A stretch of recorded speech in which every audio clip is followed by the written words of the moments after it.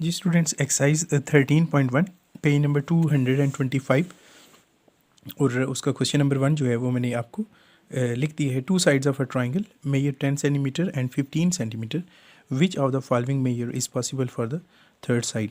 तो बेसिकली वो कह रहा है कि आपको ना ट्राइंगल की टू साइड्स में दे रहा हूँ क्वेश्चन में, एक 10 सेंटीमीटर है और end of course second one is 15 centimetre. तो इनमें से थर्ड साइड कौन सी होगी ये हमने चेक करना है, और उसके लिए हमारा जो थर्ड थ्योरम है वो हेल्प करेगा। थर्ड थ्योरम की स्टेटमेंट मैं आपको छोटी सी लिख कर बताता हूँ और फिर हम उसको इम्प्लीमेंट करते हैं हमारे इस क्वेश्चन में। जी स्टूडेंट्स, ये मैंने स्टेटमेंट लिखी है, sum of two sides of triangle must be greater than the third side, कि अगर हम ट्राइंगल की टू साइड्स को ऐड करें तो उसका जो सम है वो थर्ड साइड की लेंथ से ग्रेटर होना चाहिए। तो हमारे पास ऑफ कोर्स फर्स्ट और सेकंड जो है लेंथ तो है, थर्ड नहीं है। थर्ड इनमें से कोई एक है, या तो ए है या बी है या सी है या फिर डी है। तो हम इंडिविजुअली हर एक लेंथ को चेक कर लेते हैं और जो पॉसिबल आंसर हमारा ठीक हुआ हम उसको यहाँ पे लिख देंगे। हम उसको जो है वो बता देंगे कि ये ए आंसर है या बी है या सी है या डी। करना ये होगा कि हम जो हमारे पास ऑलरेडी गिवन टू साइड्स है ना 10 और 15, इनको हमने ऐड करना है और थर्ड साइड से ग्रेटर होना चाहिए। पहले हम ए से चेक कर लेते हैं, फिर बी से चेक कर लेते हैं, फिर सी से, एंड ऑफ कोर्स देन हम डी से करते हैं। तो सबसे पहले तो हम स्टार्ट करते हैं ए साइड से। जी स्टूडेंट्स, ए को मैंने स्टार्ट की है, फर्स्ट साइड 10 है, सेकंड 15 है, थर्ड हमने ना 5 कंसीडर की है। तो हमने 10 यानी कि हमारे पास तीन साइड्स कौन सी बन गई, एक साइड 10 सेंटीमीटर है, दूसरी 15 है और तीसरी ऑफ कोर्स ए को हम चेक कर रहे हैं। तो ए के लिए फिर 5 लिख दिए। तो हमने अब इनके डिफरेंट कम्बिनेशन चेक करने हैं, मतलब ये है 10 और 15 को अब ऐड करें। ये मैंने ऐड किया, 10 प्लस 15 ऐड किया, तो that must be greater than third side and the length of the third side is of course 5। तो 10 plus 15 equals to 25, 25 is greater than 5। तो पहला तो टिक हो गया। फिर दूसरी पॉसिबिलिटी, इन्हीं में से आपने ना दूसरी पॉसिबिलिटी चेक करनी है।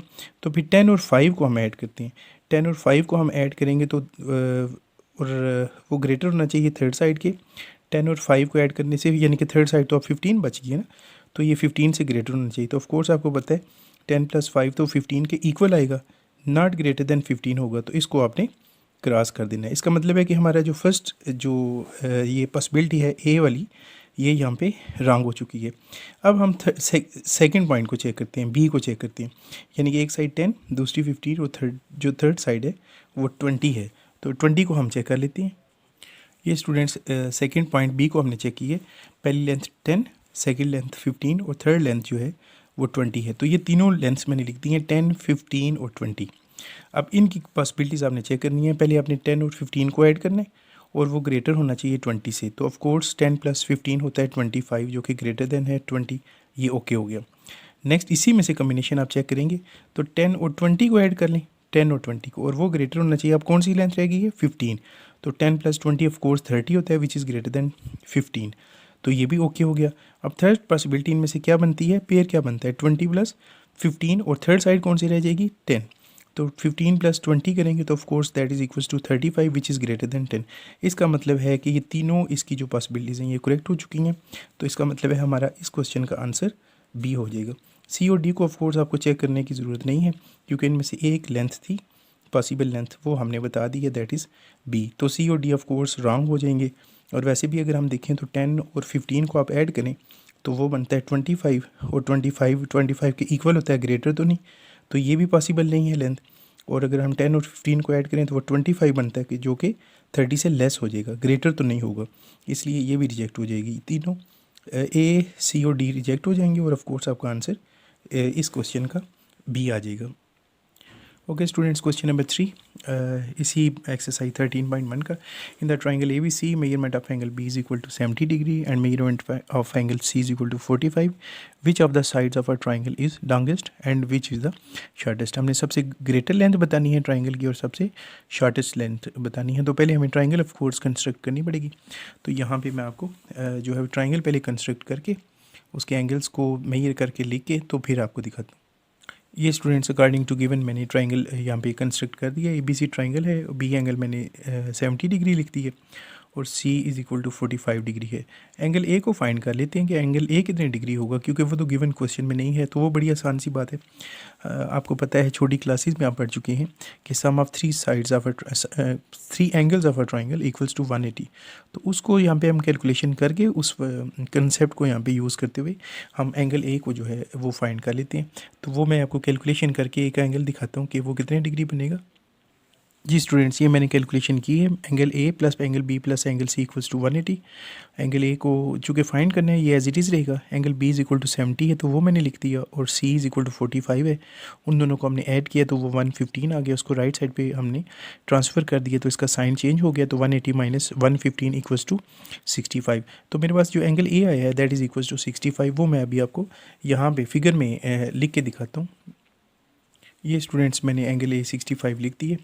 अब मुझे देखना है मेन क्वेश्चन जो है वो ये था कि लॉन्गेस्ट साइड क्या है इस ट्राइंगल की और शार्टेस्ट साइड क्या है।